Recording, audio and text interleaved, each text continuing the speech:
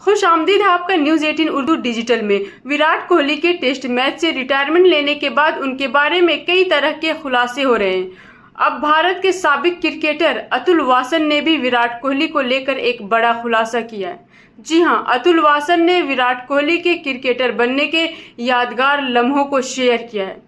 अतुल वासन विराट कोहली के उस लम्हे को आज तक नहीं भूल पाए जब 12 साल का एक लड़का अपने भाई, किट बैग और अपने फादर के साथ स्कूटर से उनके पास आते हैं। यहीं से शुरू होता है विराट कोहली के क्रिकेटर बनने की कहानी।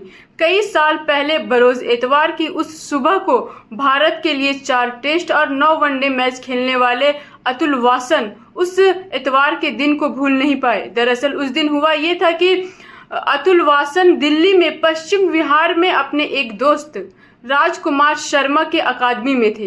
राजकुमार शर्मा ने अतुल वासन को एक लड़के से मिलवाने के लिए बुलाया था। वो लड़का कोई और नहीं बल्कि विराट कोहली थे। विराट कोहली अपने भाई और अपने फादर के साथ वहां पर पहुंचे थे।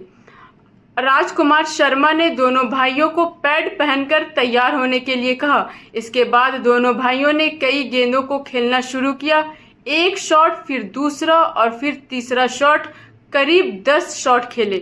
इसके बाद अतुल वासन ने और राजकुमार शर्मा ने एक दूसरे को देखा और मजाक में कहा कि विराट कोहली को छोड़ दो और दूसरे भाई को पढ़ा लिखा लो।